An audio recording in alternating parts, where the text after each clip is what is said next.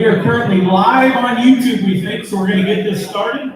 So we are going to start. This was my wife's idea, so we agreed. I do. So if you're able to stand, please stand up. We're going to start with the national anthem here this evening to honor our veterans.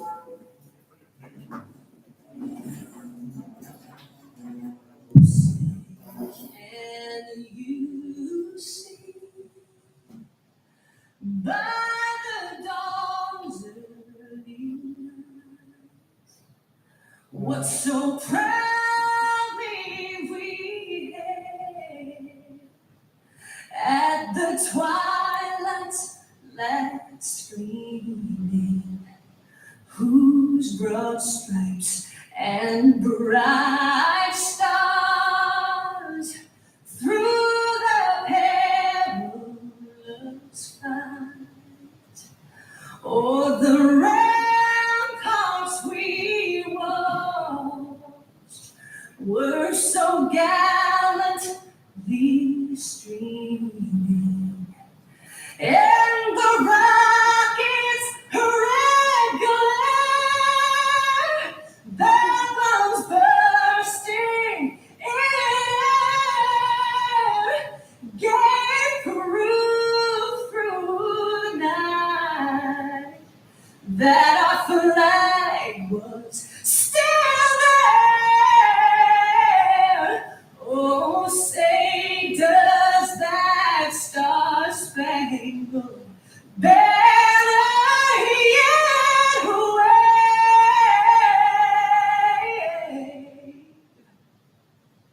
o'er the land of the free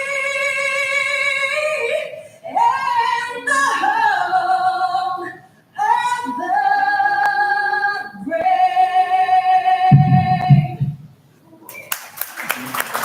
Thank you all. Thank you for all our past, current, and future military people. That's sang by our great friend Shannon Silva out of Nashville. She's actually sang that at the Rose Bowl and all kinds of things. So welcome tonight. First off, if you're a past Hall of Famer here or a current new Hall of Fame inductee, we would like a group picture at the end. So please don't take off as soon as we're done. Good evening, ladies and gentlemen, fellow builders, enthusiasts, and fans of the craft. Tonight we gather not to just celebrate beautiful cars, we gather to celebrate visionaries. People whose work doesn't just fill garages, but they fill dreams. People whose skill with metal and imagination turns everyday steel into rolling works of art. This Hall of Fame, of course, was started by one of our industry greats, Darryl Starbird. The story goes when he went out to California with his wife Donna, he went out to the Peters Museum that there was no Rod and Custom Hall of Fame out there. He thought he just can't stand for this. So him and Donna decided to start the Rod and Custom Car Hall of Fame. So I'm going to give the mic to Darryl. He's going to say a few words for us. You can stay right there if you want to. You want to stay right there? And thank you, Cody. Grandson Cody flew in and brought him up because it was a 6-hour drive, and he don't think Darryl took one breath all the way up here. He told stories all the way up. Yeah, we had a lot of stories to tell.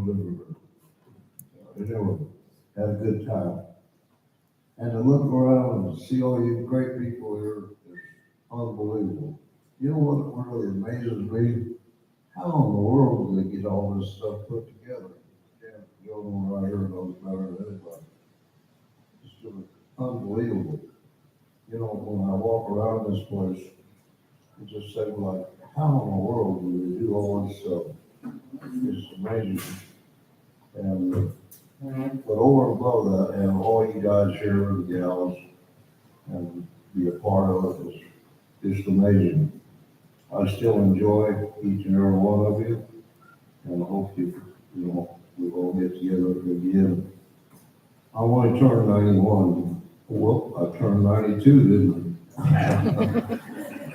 That's pretty darn old, but on the other hand, it's been a great life, and I'm going to have all you people around, and all you still coming and being around me has made it the most memorable time you'll ever had in my life. But the saddest thing that happened, of course, was when Donna died, which is not already know. And she had a great life too, and we together did a lot of beautiful things. And have her gone has been a tough deal, I'll tell you for sure. In fact, about 3 to 4 years ago, when she died, I just about gave up because I honestly thought, God, I got to go first. I always did.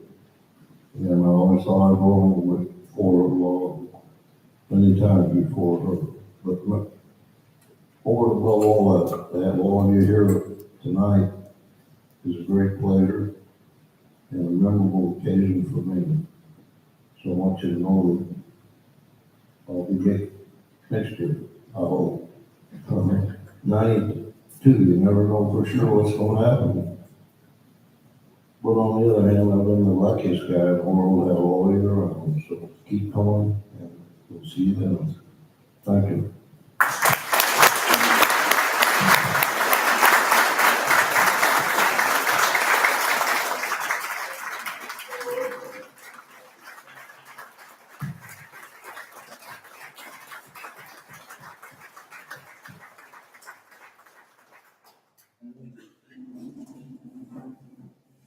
My next line was, give Darryl a round of applause. Thank you all for reading ahead in my notes. It's not really up there, so thank you, Darryl. It's great having you here. Of course, there are Hall of Fames for drag racing, NASCAR, and other forms of the automobile. He wanted this to be an encompassing Hall of Fame for the rod and custom car world. In the many hours, days, nights, and weeks that I've actually spent with Darryl, I've actually seen him in his underwear. Anybody else seen Darryl in his underwear? There's a few people at the table back there. We've all seen him in his underwear. And that I've spent with Darryl, he's always wanted to emphasize that it is a rod and custom car Hall of Fame. It's not a street machine. It's not a truck Hall of Fame. It's a hot rod, and custom Hall of Fame. Sure, the Grand National Roadster Show, Sacramento, Detroit, they have their own halls of fame, but those are based on that event. Darryl's dream, which we are working hard to uphold his dream and wishes to encompass the whole industry. And he also states this should be a self-explanatory. If you mention any of these inductees in almost any hot rod or custom car circle, people know exactly who they are just by mentioning their name. So back in 2021, the museum got moved up to here. To the great people at the museum, this place blows my mind. I've been to a lot of museums, a lot of great places in the whole world. This tops every one. And I said that when I wasn't even done with the first level. So Tim Matthews, please come up from the museum.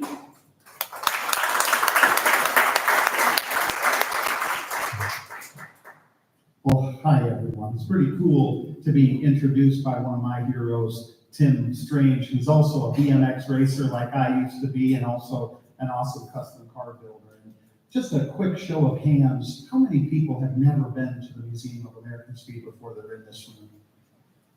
That's pretty cool. Welcome, and it's really wonderful to have you here. Obviously, you are our target audience. You are the reason why we do what we do. It's to keep the memory of your work alive and the work of our forefathers, people that have also done this work. And it's really the Museum of American Speed. People ask me all the time, what is the real mission? And it is to celebrate grassroots hot rodding and custom cars. And really, further than that, it's to celebrate American freedom and the freedom, doing the national anthem was quite fitting. And as I was standing there listening to the music, it reminded me that, we're so lucky to live in a country where we can take cars and fix them up. Now, when I was 14, I was trying to paint my 64 Plymouth in my mom and dad's driveway, and the fire marshal showed up and said, son, you can't paint a car in your driveway. And I said, are you kidding? This is a free country. And he said, no, your neighbors won't like this. You have black overspray flying all over the place. And it occurred to me that maybe we're not quite as free as I thought I was when I was 14, but it is a celebration of American freedom. I mean, after all, the car it's a blank canvas for self-expression, and it's a machine that allows us to have freedom to go and do things we normally wouldn't be able to do. So it's a fitting place for the Darryl Starbird Rod and Custom Hall of Fame.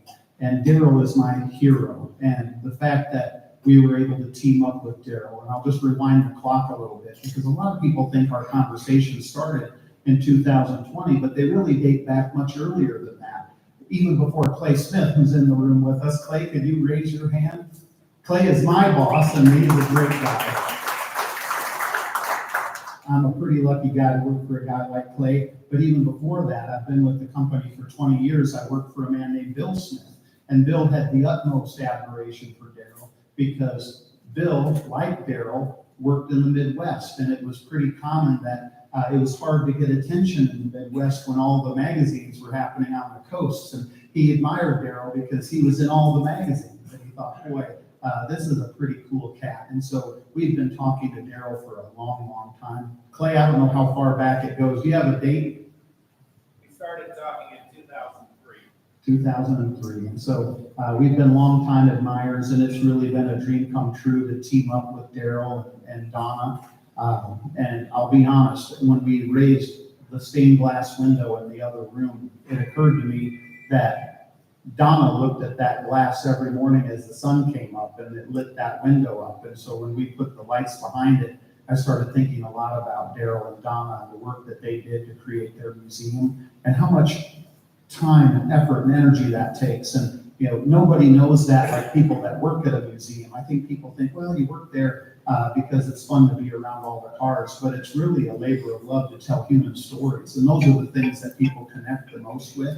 You think they're going to come in and be really fascinated because of the price tag on something or what it took to build it, but what they really love are the human stories behind it, the people that actually created the cars. And when you have somebody like Darryl and his wife Donna, it's a family that not only created amazing cars, but they created a legacy. And that legacy is really important. And I remember Darryl's story when he said, I visited the Peterson Museum, and you know, here's a guy like Pete Peterson that kind of made all of his wealth on the backs of hot rodders, but he didn't really tell the story of the individual people that really created all those accomplishments. And that was when he had the idea of going back and actually creating the museum to honor people like the folks that are in this room. And it was a valiant task, and it's something that we are so honored to continue here at the Museum of American Speed. And this is just the beginning. We hope we're coming back year after year after year to celebrate these wonderful accomplishments. I think one of the great things that we're doing tonight, not only bringing all of you together, is bringing members of the Starbird family together. Can I have everybody who's a member of the Starbird family raise your hand? That's pretty cool. I see Cliff and Christy, and that's pretty cool. It's great because after all, the ultimate power of the automobile is to bring people together. I find that every single day working here at the Museum of American Speed that you get people from all walks of life. We have 60 volunteers that make this place work. We couldn't do it alone with just our 15 employees, but our volunteers come from all backgrounds. They're doctors and lawyers and garbage men and teachers, and why we can all sit around the same table is because we're passionate about cars and we love cars, and that's a really wonderful medicine that I wish we could spread through the rest of the world. But just in closing, I would just say that it is an honor to house the Darryl Starbird Rod and Custom Hall of Fame here at the museum. It's something we want to continue to grow and make better. What you're seeing now is just scratching the surface. So when you look at the kiosk back there, it's a digital kiosk where you can go through and find your favorite member of the Hall of Fame. I would challenge everybody in this room to tell members of the Hall of Fame that are still alive or families of the members, we want as much data and imagery, video on those people as we can possibly put our hands on, because we can let people explore that through that technology. And this is just the beginning. And so what you see is just a skeleton of what it will be in the future. So keep us posted, spread the word. We want to keep the legacy of all of the members of the Hall of Fame alive, because you guys are really our heroes. So with that, thank you for being here at the Museum of American Speed. It's truly an honor, and I hope everyone's back again next year for more barbecue and good times. So yes, that kiosk, he didn't tell the whole story. I just sent him, that's what, Tuesday, you got the kiosk? I sent him the list of all the Hall of Famers, the new ones and their categories, like less than a week ago, and they've got that far already. So I think it's incredible. Yeah, we know there's a couple issues. I got a couple names wrong from NASCAR guys to custom guys, but we're working on that. And then you didn't talk about all your volunteers. We have a guy over here He's not the real Santa Claus, but he answers to the real Santa Claus. He does an excellent Santa Claus, and he has a picture on his phone of him as Santa Claus and me dressed up as Buddy the Elf, and I'm sitting on his lap. I do a great Buddy the Elf. We're available for birthday parties and bar mitzvahs. No, bar mitzvahs don't do Christmas, do they? No. But yeah, he answers to the real Santa.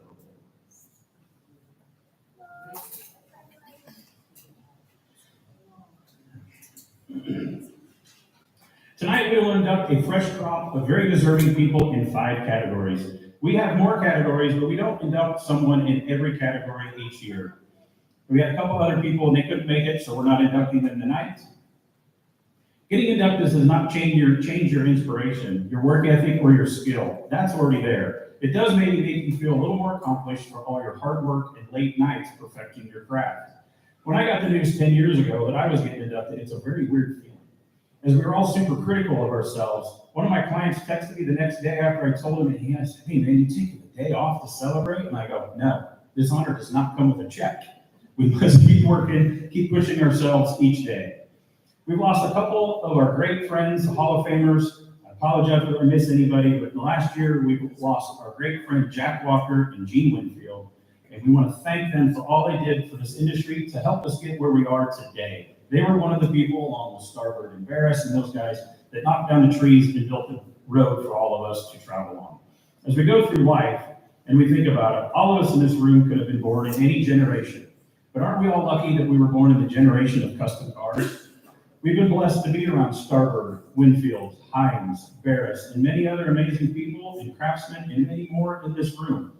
But also in a time when custom promoters have built events for builders to show their creations, for parts makers to display their parts, and for all of those to get clients to put food on our tables. But the best thing, if you look around your table in this room, the best thing is the people and friends and the stories. Some we can repeat around family, some we can't. I'm looking at you, Chris Ryan. Along the way, I get to travel the country and events around the world, being on the mic, helping judge shows, and I can say that custom car people are the best. So, with no further ado, let's induct. Did I hit that button already? Yes, you did. Yes, you did. Let's get some Hall of Famers inducted here tonight. Tonight we gather to honor not just a man, but a true craftsman whose vision, talent, and relentless pursuit of excellence has shaped the world of hot rods and custom cars. It is my privilege to speak about someone whose work speaks louder than words, Roger Berman. Roger has spent his life turning raw material into rolling art. He doesn't just build cars, he creates statements. His builds are instantly recognizable, bold, flawless, and dripping with the kind of detail that makes you stop, stare, and smile. Every line, every curve, every finish has his signature touch, precision, and passion welded together. Roger has a resume that just can't be beat. His long storied career not only has him being featured in probably over 300 magazines, he's won a Good Guys Street Machine of the Year, a Good Guys Street Rod of the Year finalist, a Mother Shine Award, 4 Good Guys Truck of the Year, Good Guys Custom Rod of the Year, Good Guys Muscle Machine of the Year, a Starbird Tulsa Fine 9 finalist. For over 15 years, he did the Builder's Choice Awards at the Good Guys Des Moines, Iowa event. He has won the Riddler Award and went back-to-back and won America's Most Beautiful Roadster with the same car. Back when you could do that before they changed the rules. Only 4 cars in history have done that feat. He also likes to drive. He has won a Good Guys Autocross Points Championship, and years ago, Good Guys used to do an 1/8 mile drag race at Indianapolis, and he's won that. Again, his award resume tops probably anyone in the industry.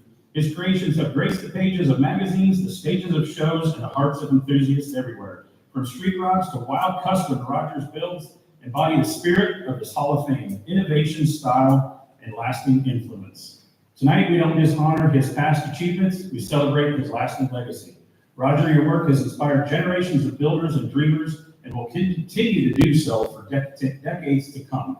On behalf of the National Rod and Custom Car Hall of Fame, it's great pride to induct you into this honored, I get choked up, in this honored place among legends of our industry. Congratulations, Roger, you've earned your place in history. Now you come up.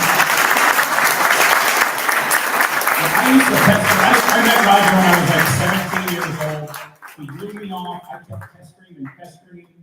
I still don't think he likes me, but he still answers my questions. So Roger Berman, probably the shortest speech you're gonna hear ever tonight.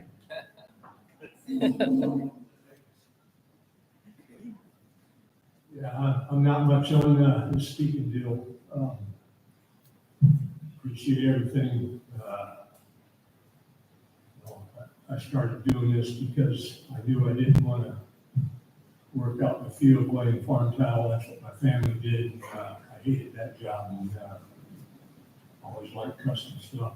Just started doing it. Learned as I went and got a lot of real good customers and, just kept rolling with it. And that's all I can know what to say, but I appreciate everything. And I gotta thank my wife for putting up with all the shit I do.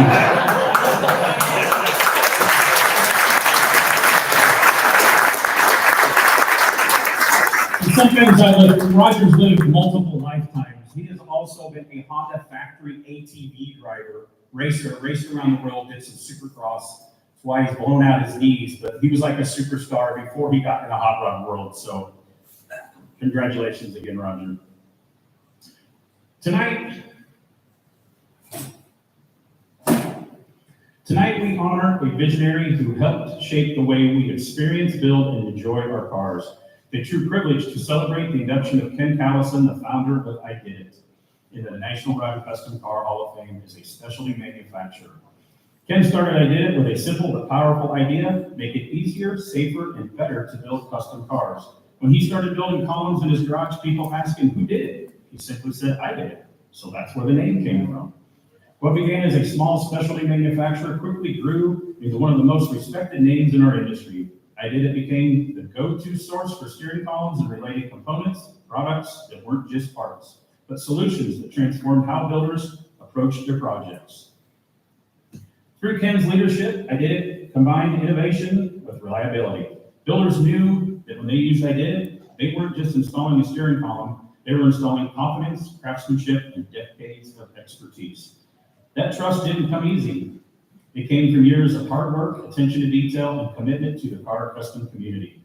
Ken's influence goes far beyond the parts his company produced. He helped elevate specialty manufacturing, showing that a focused company with a dedication to excellence could stand shoulder to shoulder with the legends of design, fabrication, and performance.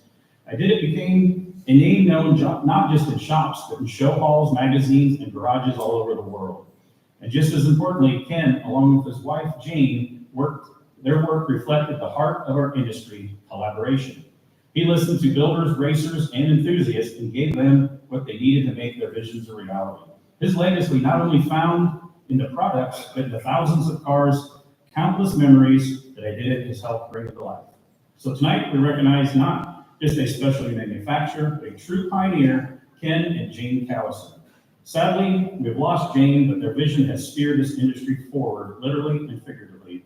And it's a great honor that we induct you in the National Rock and Custom Car Hall of Fame. Congratulations, Ken. You've steered your place into history. Fortunately, Ken couldn't make it. He had an emergency surgery a couple days ago, but accepting in his honor to read a speech that he has written is his daughter, Kimberly.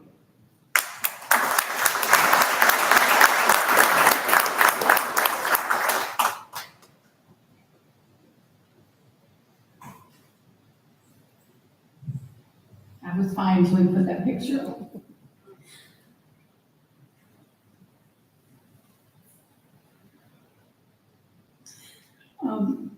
I'm just going to read the speech that my dad wrote, because unfortunately we did lose my mom like 2 years ago. So when you start a business, it begins as a thought or you dream it. 39 years ago, I had a dream to start my own custom machine shop for hot rods and custom cars. I bought $4,500 of used equipment with money that my father loaned me. However, the money came with some rules. He wanted to see the books and stated that if you create a real business, you don't owe me a cent, but if you piss it away, you owe me $4,500. I put the machinery in our two-car garage, and the work came in from friends or car club members and acquaintances. It was great, but we needed a company name. While there's a long story, an interesting story about grabbing a guy by the shirt, collar, and yelling at him, I'll just say that I came up with the name I Did It after that nice conversation with that man. As it grew, we had to move 5 times. We had hire more and more people and purchase CNC machinery. We traveled across the country to NSRA, Good Guys, and many other shows throughout the years. Besides myself and our wife of 58 years, Jane, our son Scott, daughter Kimberly, and son-in-law Greg worked at the growing business. Throughout the years, even our 4 granddaughters, a nephew, and a couple of nieces worked there too. It was truly a family affair. I would like to thank all the great employees that helped grow our business over the years, our supportive dealer network that believed in the quality of our products, and the thousands and thousands of customers that bought iDid products. Thank you also to Darryl Starbird, National Product Custom Car Hall of Fame, and Tim Strange for nominating me for this great honor. I feel really grateful to have been part of this fantastic industry for so long. Thank you.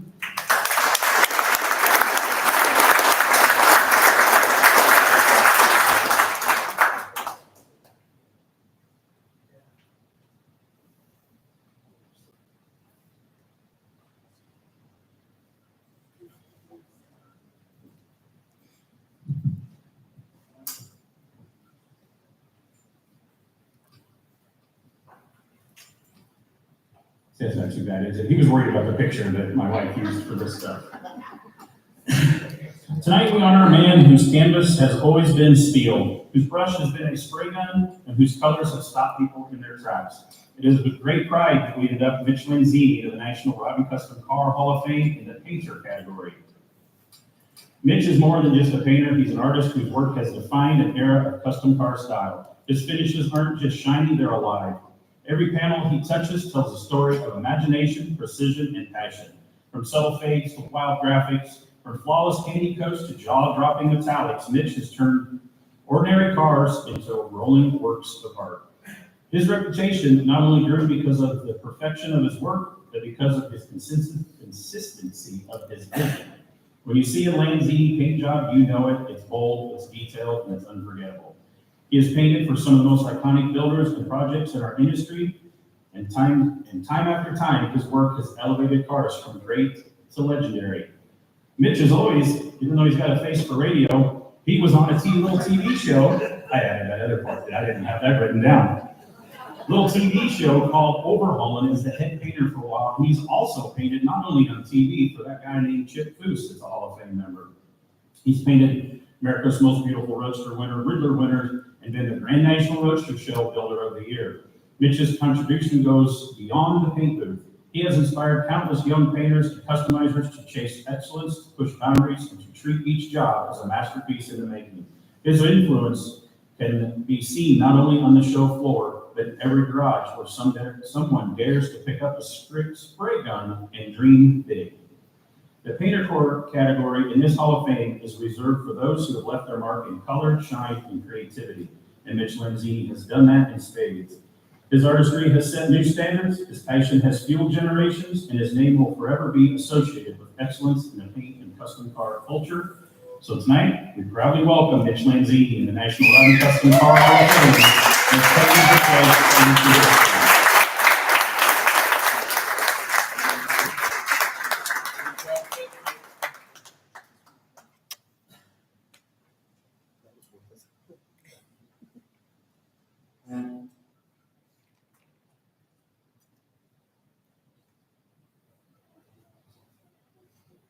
Can anybody hear me out there?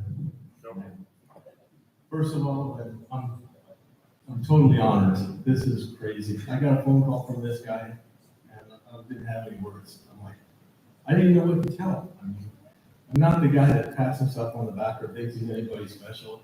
I really thought about declining, but there's a handful of people here that told me they'd kill me if I did. So I came. My deal started out when I was a kid. Just spray painted bicycles, built models, but cars built by this gentleman right here. And I'm honored to be in the same room with you. And anyway, just been painting stuff ever since. And about 33 years ago, I had this, I've always wanted a 32 Roadster. And I convinced my wife that I could build my own. And so she signed on and said, let's start a business. And instead of paying somebody else to build it, we'll do it. I grabbed a spray gun and started spraying, and built the 32, and then kept going and built the 33 coop and then just started painting for everybody else. And I love to paint. It's what I like doing. And it's just such an honor to be recognized. And I couldn't do this without my wife's sister. She works with me. We've worked together for 33 years. And I'm honored by all you guys here. And I'm going to give a shout out to a few people because there's like a handful of people that came out here with me from Oregon, Wisconsin, Huntington Beach, California. So I've got my niece and her husband, Devin, in Gazelle. I've got Tim over here. I've got Big Perm, and he can explain that to you, my buddy Neil. And anyway, man, just thanks so much, you guys, for this honor. I'm stoked. We love you, Mitch. Love all of you.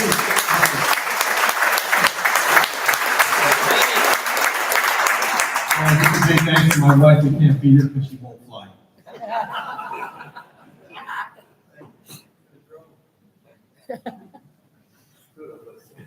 Yeah, I've ridden in the car with her. Tonight we mark a very special moment in the history of the Hall of Fame. For the first time, we recognize a new category, one that is as essential to the art of custom cars as metal shaping, paint, or design. Tonight we celebrate the artistry of upholstery.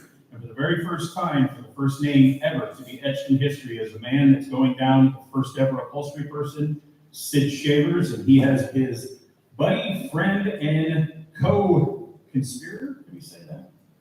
Rich Santana is going to come up and do his induction speech.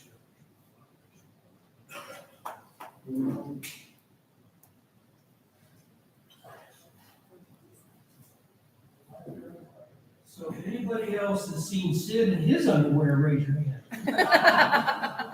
Come on, Lori. So, my name is Rich Santana. I've had the wonderful opportunity to work with Sid for 20 years. And I just want to give you a quick history on how Sid Shavers became synonymous with high-end interiors. Sid had a typical upholstery shop for about 10 years before I met him. We had, 7 or 8 trimmers, a bunch of helpers, a couple drivers. He did lots of Porsche restorations, Concours work, dealer work, custom jobs. And I, as a 19-year-old novice, wanted to work at his shop. While he was doing all this, running his shop, he built hot rods and trucks, fun stuff. Anyways, he built a black 32 Roadster that caught the eye of Roy and Andy Brizio. Around '86, Roy started sending cars over to Sid's shop. And the first car I can vividly remember was a 32 5-window. And it was blue for this lady, and it had tan velour interior with vinyl. That was even before Tweed. And then we did a white Model A sedan delivery with gray velour and gray vinyl before he jumped to leather. And before long, everything Roy was doing, he was sitting through Sid's door. The Vic Elbrock Jr., the red 32 Roadster, dark blue leather with red welt. Remember that one? That's a beautiful car. Whereas meanwhile, the constant hassles of retail work and managing 10 or more people just got to him because he really takes pride in every job that goes out. Pretty quickly, he decided to sell his shop and focus on what he loved, hot rods. And for a 2-man shop, he turned out one perfectly detailed interior after another. He's been involved with more high watermark cars than we have time to talk about. I left him in about 96 or so, and he picked up another very talented, gifted trimmer, George Atkins. Those two killed it, absolutely killed it. Around 99, they came up with this idea of the pop top, and they were off to the races. Nobody had any clue that they would have sold thousands of that top, thousands. Every week we probably get a call for a couple. We do 2 calls a week still for that top. Anyways, along the way they picked up Kirby Kendall, and they had a super team. As the years rolled past, George and Kirby would be replaced by myself and another young guy, Mark Malapart. One important note, if you catch anything from what I've just been saying, in the last 40 years, Sid has had 4 employees. The last 40 years, only 4 guys. would stand to work with him. So this meant that he had to have a team that would and could continue the pursuit of excellence in the upholstery industry, which is amazing that you've opened this class up for trimmers, and him being the first one is just wow. Sid has dedicated his life strictly to high-end custom interiors. He's won more MBRs than any other trimmer, probably more best interior awards than you can imagine, and has hands on and in more projects than humanly possible. He accomplishes because of his business ethic. One car in, one car out. No messing around with small retail jobs, no goof around stuff, no here and there's. Truly, drop your car off on the first and pick it up by the end of the month. Sometimes, depending on the size of the car, you could get 2 or 3 cars done a month. We're thrashing. What Sid does and what he says he's going to do, he does. When Brizio starts planning a project, he starts at Sid's deadline first and then works backwards, because most shops don't understand what a real true deadline is, and Sid understands what a deadline is. What a deadline is, he thrives on scheduling. So let's get to quality. You'll find nobody more dedicated to quality and craftsmanship than Sid, period. Demanding and exacting. I'll interject a little personal note. Not only was he in my wedding party, but I also named my son after Sid. How many of you out there had such an impact on somebody else's life that at the same time your employee is cussing you out, he's naming his kid after you? Also, I would be remiss if I didn't give Lori, his wife, total credit for saying the right things at the exact right moment that would change the rest of my life. Thank you, Lori. So you've all seen the old Rod custom books, the small versions, the little ones with the interior editions, the wiring, the chassis builds. Some of the great trimmers have been in there. Names like Eddie Martinez, Kenny Foster, Lee Wells, Vic Kitchens, Matt McNeil. But now, with the age of technology and the internet nowadays, you can just Google nice interior and Sid's name is going to come up over and over and over and over and over again, Sid Chambers. It's truly an honor to be able to call him a friend, but stepping back and looking at the industry as a whole, I'm able to say I've worked with and for a legend. And Sid, for you to be the first one to be inducted into this Hall of Fame is absolutely amazing. And pat yourself on the back, because you are one that doesn't take compliments easy. So please join me in a round of applause for Sid Chambers.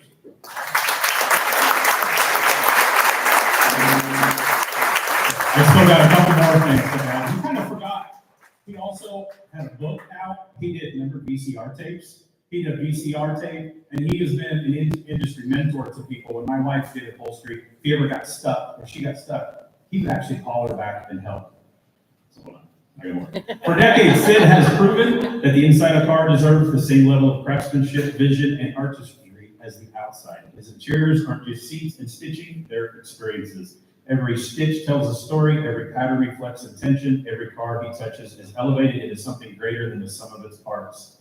Sid's talent lies not only with his precision and creativity, but his ability to blend comfort, style, and innovation. He has an eye for detail that transforms interiors into works of art, spaces where design meets function, the most elegant way possible. From award-winning show cars to timeless hot rods, Sid's craftsmanship has shaped the way the world sees upholstery. Not only as an afterthought, but an essential element of a complete custom build. Sid's legacy is more than the interiors he has built. It's also the inspiration he has given to others. He raised the profile of the upholstery profile in our industry, showing that it deserves recognition alongside paint, fabrication, and engineering. He's mentored, taught, and encouraged the next generation of craftsmen, ensuring what continues to grow and thrive.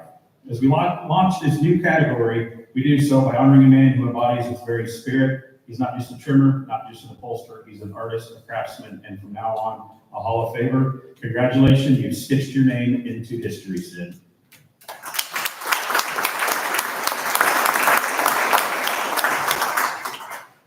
Wow, I don't know what to say. I'm going to just read this because Tim told me the teleprompters are not working tonight. Wow, I can't even begin to say what an honor this is. Thank you so much to Darryl Starbird, Tim Strange, and everyone involved with the Darryl Starbird Rod and Custom Organization for this recognition. It truly means the world to me. Thank you, Rich, for a kind introduction. I really appreciate you. And Deanna, his wife, thank you too for putting up with all this craziness over the years. I also need to thank my good friend Roy Brizio. Roy and I met back in late 80s. I had built a 32 Roadster for myself that I brought to the Grand National Show. Roy saw the interior and kind of was like, who's this guy? And from that day on, we've been working together. We've had the chance to be part of some truly special award-winning cars, and I'm grateful for that partnership and friendship. Over the years, I've also been very lucky to work with some really talented guys who have helped me make my business what it is. Like Rich mentions, there's not that many. I was fortunate to keep these guys for many, many years. Mike Johnson, Rich Santana, George Atkins, Kirby Kendall, and Mark Malapart. Each one has left their mark, and I couldn't have done it without them. And of course, the biggest thank you goes to my wife, Lori. Will you stand, please, sweetheart? I know I'd embarrass you. This is my wife, Lori. And also our daughter, Lindsay. As many of you know, chasing perfection in this line of work doesn't exactly stick to an 8 to 5 schedule. There were plenty of nights I had to make that same old phone call.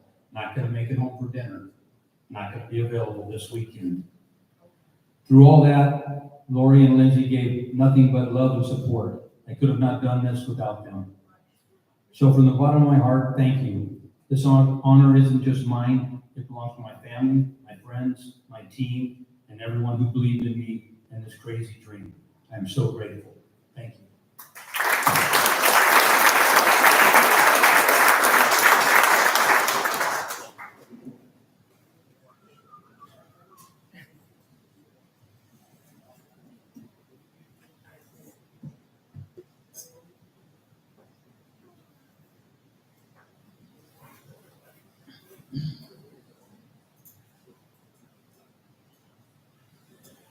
From time to time, not exactly each year, the Hall of Fame recognizes a builder who doesn't just construct cars, but builds dreams, raises the bar, and leaves a permanent mark on our industry.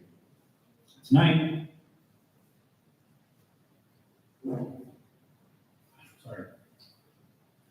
Tonight is my honor to present the Builder of the Year Award to a man who embodies all this and more, Cody Walls. Cody represents the best of what it means to be a builder in the world of hot rods and customs.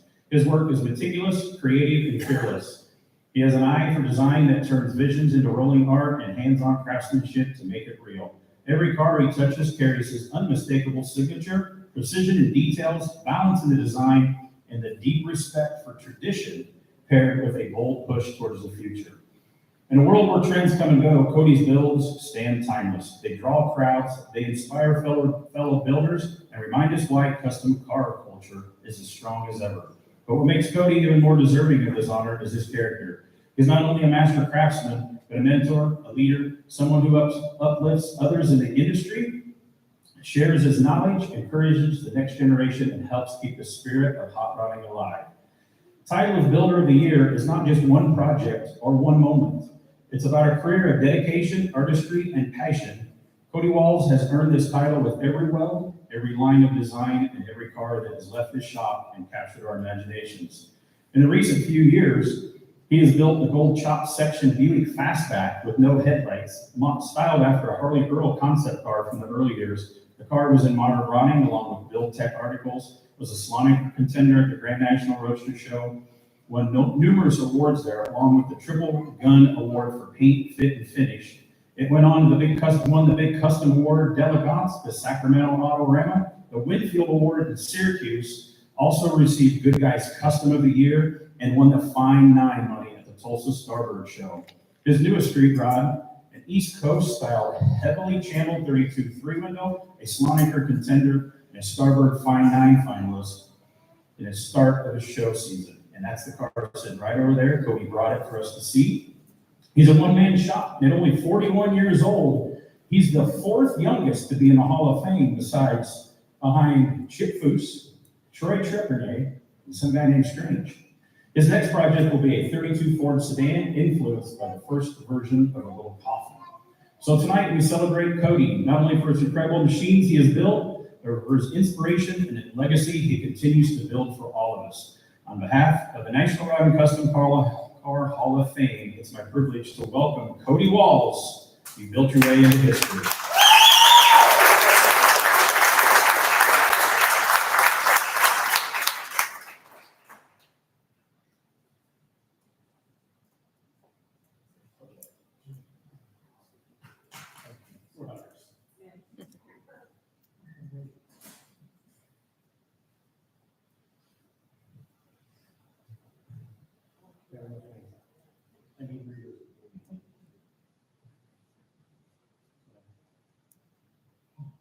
I want to thank everybody here.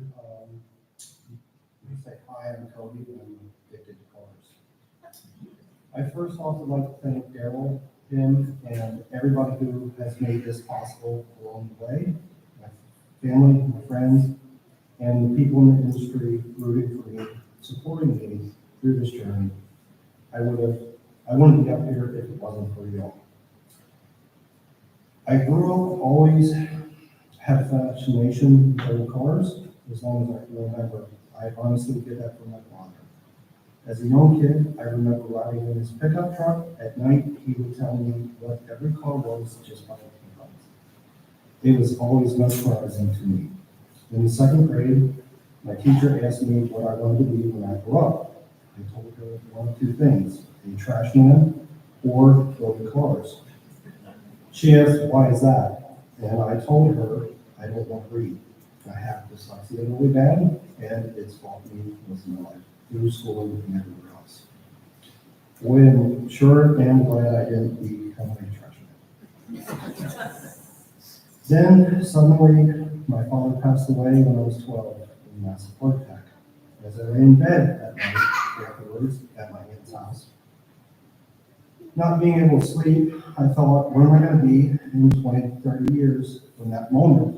And I came up with, I want to build hot rods and custom cars for a living, and I wanted, and from that moment forward, the fire inside me lit, and it hasn't turned back. I got to high school, and it was an auto body high school, or a technical high school. It took an auto body into my elective. My main goal in the first 4 years of there was to build a 64 Power Lowrider. I was the only kid in school that would show up 2.5 hours early just to work on my car. I was also probably the one who skipped most of the time of all the other classes just to be in the shop working on my car. By the time I graduated, I was a father of 2, and I also finished my Impala. Most people couldn't even imagine by the time I was 18. So what I'm saying is, I got bit by the car belt very early in life. I never dreamed I would have never been here. And I just want to thank everybody that's made this possible.